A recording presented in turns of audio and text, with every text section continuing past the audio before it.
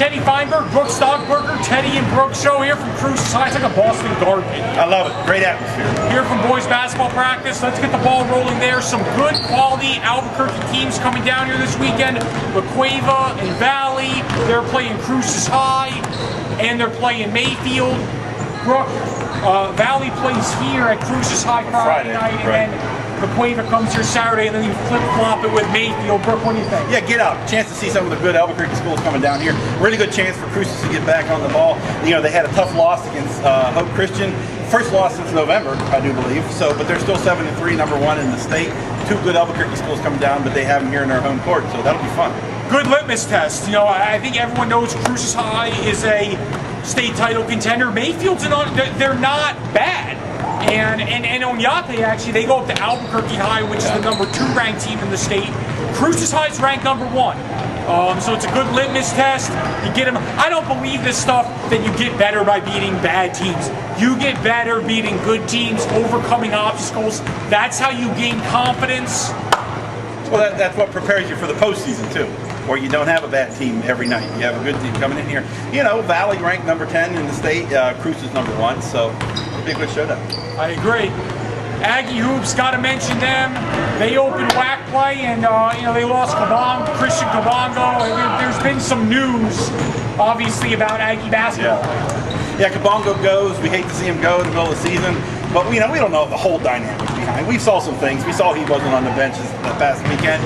Coach Menzies says that, you know, it's becoming more common, players to leave in the middle of the season. It's still not a good thing, though. I know you have to try to spin it, but not a good thing. You know, actually, I think the reality is that here's Coach William Benjamin.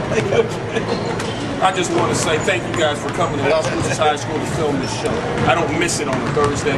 I appreciate the fact that you guys do what it is that you do.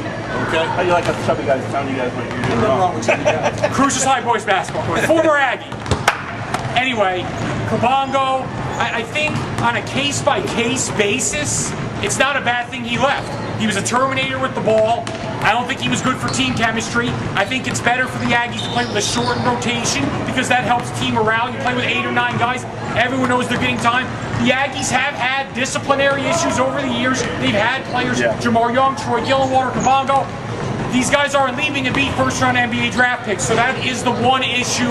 Again, on an isolated incident, Kabongo leaving, it's fine. And I think something you touched on too before, you're going to have to recruit the kind of player who's going to be good in your locker room. Now, you can't do that all the time. There's no way you can predict the future that way.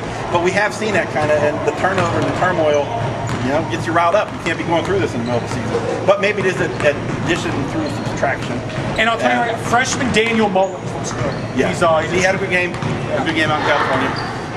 There was a question coming from our Facebook page, and we encourage all our readers to go there and submit questions to us. This was coming from Bruce Toombs, asking about Coach Menzies, really specifically, will Coach Menzies be back with the Aggies next year?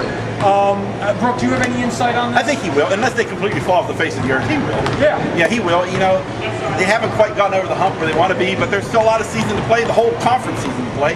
They're still got to be one of the teams that's going to compete for the WAC title. So, you know, it's interesting because Coach Menzies hasn't overwhelmed here. He certainly hasn't knocked anyone's socks off, but he hasn't done an egregious job. And, you know, the WAC isn't very good. It's kind of interesting. It's almost like he's just been average, but that's good enough. In an average, yeah.